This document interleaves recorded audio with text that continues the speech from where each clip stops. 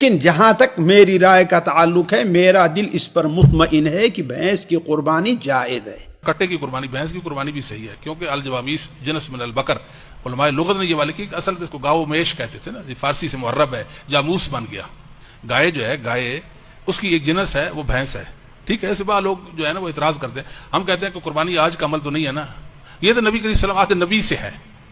آخر ہمارے ائمہ نے بھی کوئی بات کیا کہ نہیں کہا؟ ہمارے ائمہ تو یہ کہتے ہیں کہ جس احمد بن حنبل ہے، لا عارف فی خلافا، بھینس کی قربانی میں مجھے تو اختلاف ہی نہیں، اس کا علم ہی نہیں ہے.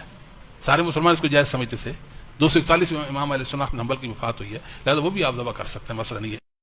لیکن ہم نے بہت سی کتب پڑھی جو ان علماء نے لکھی جو حیوانیات کے ماہر اور دین کا علم بھی اور ادراک بھی ان میں موجود ہے. انہوں نے بھینس کو گائے کی فیملی قرار دی ہے کہ بھینس جو ہے گائے کی فیملی. رنگت کا فرق ہے، ہو سکتا ہے کچھ اندرونی فرق بھی ہو، لیکن شکل و صورت اور بہت سے امور ایسے ہیں کہ انہوں نے بھینس کو گائے کی فیملی قرار دیا ہے.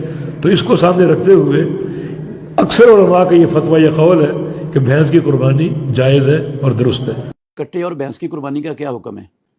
اللہ رب العالمین نے سورہ حج کی 34 نمبر آیت میں فرمایا کہ ہم نے ہر امت کے لیے قربانی مقرر کی تاکہ وہ اللہ کا نام ذکر کریں ان پالتو چوپائے قسم کے جانوروں پر جو اللہ نے ان کو عطا کیے ہیں. تو بھینس اور کٹا یہ بھی پالتو چوپائے قسم کے جانوروں میں سے ایک ہے. اس آیت کے تحت اس کی بھی قربانی ہو سکتی ہے. تمام اہل لغت اس بات پر متفق ہیں، بھینس ہے یہ گائے کی ہی ایک قسم ہے. تمام لغت کی معتبر کتابوں میں یہ چیز موجود ہے، اجماع ہے ان کا. تو جب یہ گائے کی ہی ایک قسم ہے تو اس کی قربانی ہو سکتی ہے.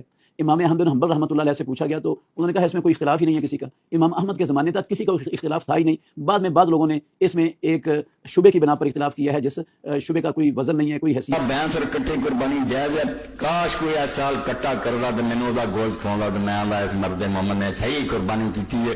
میں تے تنگ پی گیا نا مرغیاں تو بکریاں تو ویکھیا انہاں دا گوشت جڑا میں میری مصیبت ہے. کٹا جدن پکا آندا نا پانی نہ پیا، آہا سبحان اللہ سبحان اللہ. کوئی کٹے کی توہین کر دے.